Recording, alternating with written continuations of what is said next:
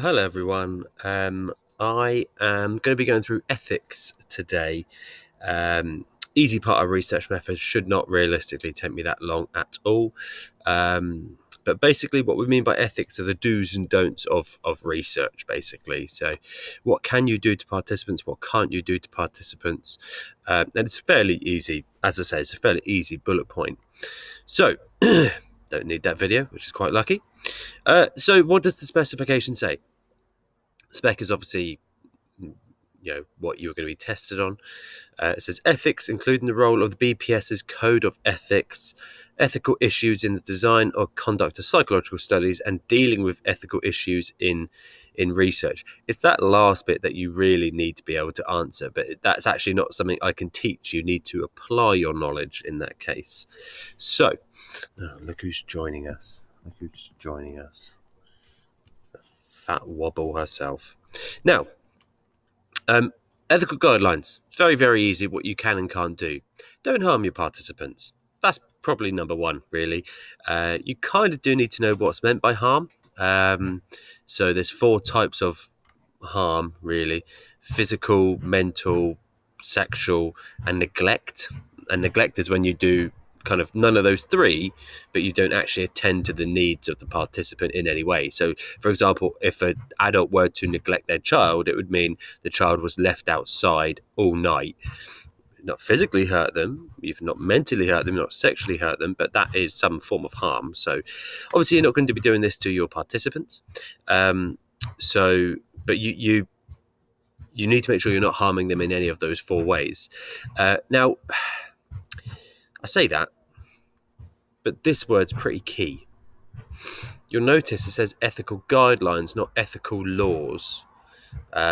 It's a guideline. It's a suggestion. It's a way that you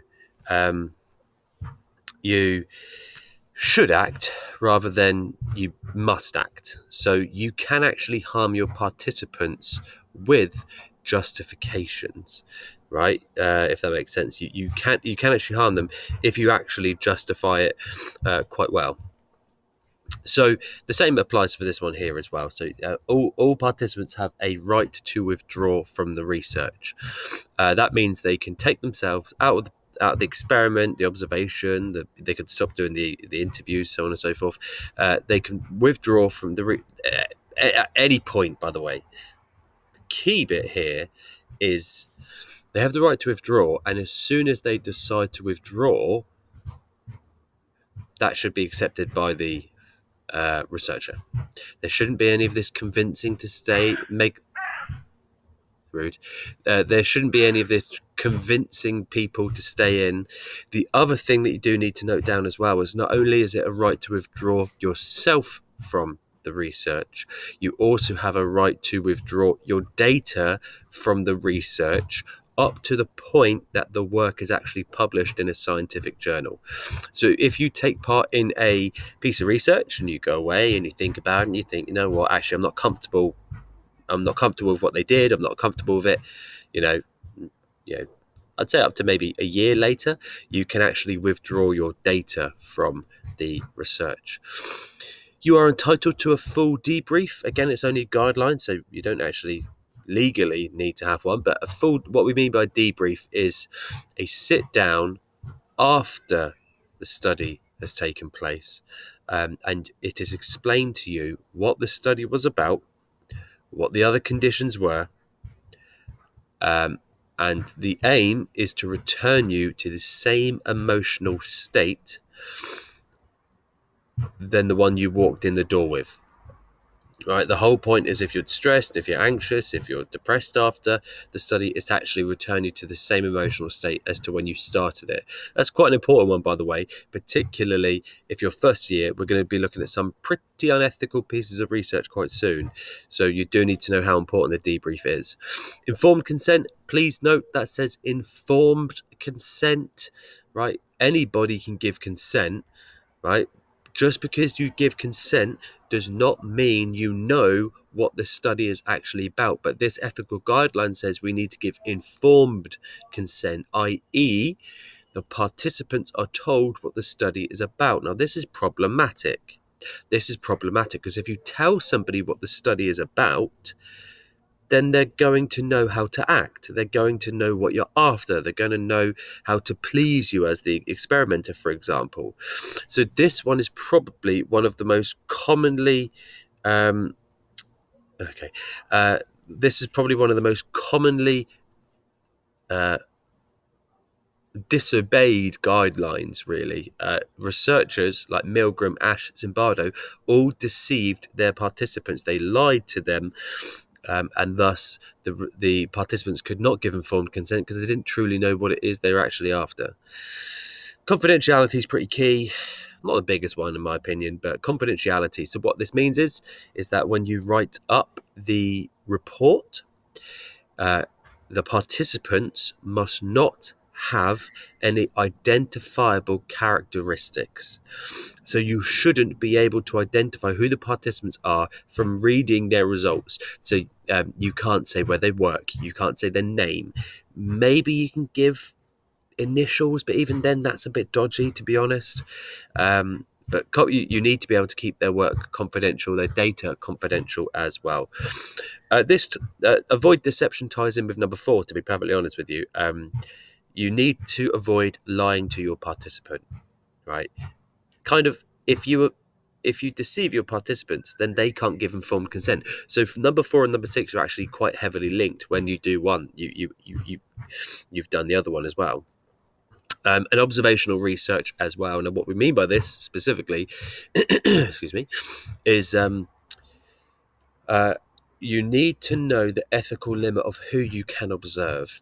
So generally speaking, one of the rules is if they are in public domain, if they're on the beach, for example, or if they're walking around a shopping centre or in a restaurant or coffee shop, the rule is you can kind of covertly observe them. It's not great. It's not great, to be honest, because your participants don't know they're being observed, but you can still do it. You cannot observe them when they are not expecting to be observed, right? I.e., covertly, without you can't observe them without them knowing if they don't expect it.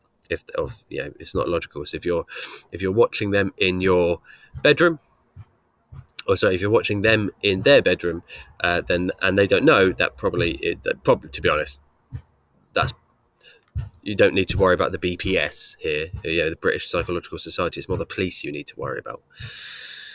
So, one thing you do need to know, now I don't think you're ever going to get a question on this, to be perfectly honest with you, but you do need to know about ethics boards at university, or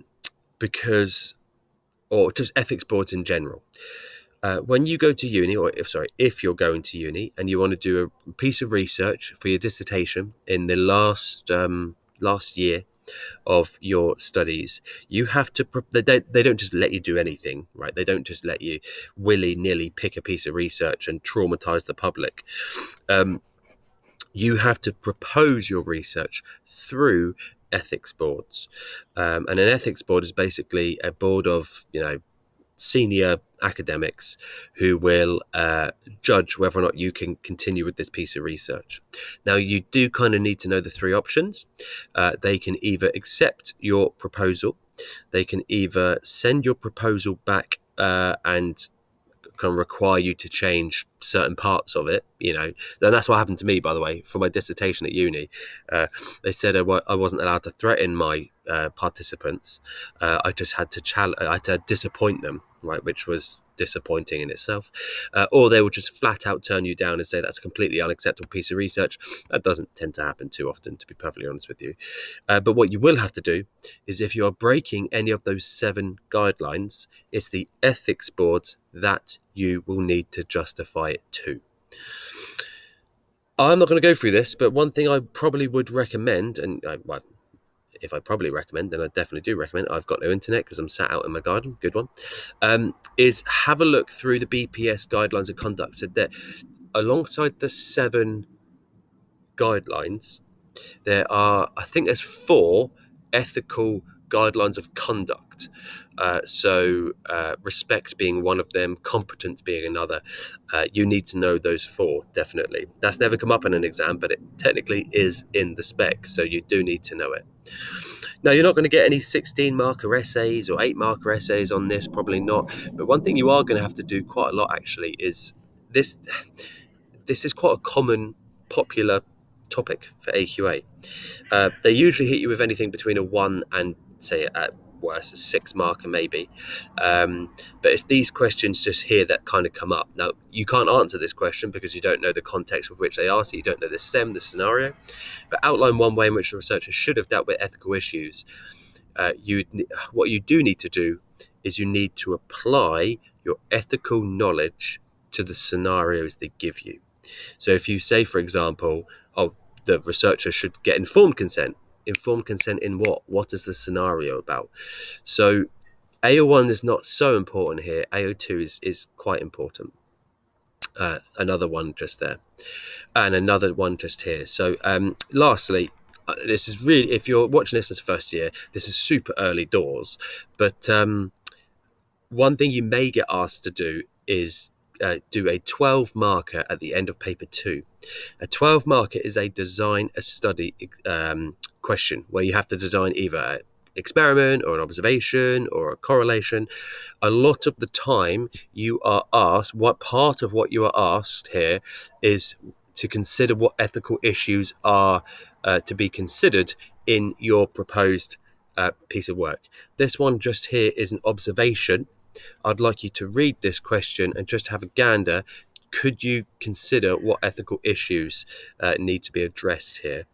That is everything for ethics. Like I said, it's a relatively straightforward thing. You need to know those 7 guidelines, the 4 key principles of ethics. That was on that link I couldn't get to. But pretty straightforward bullet point, I think.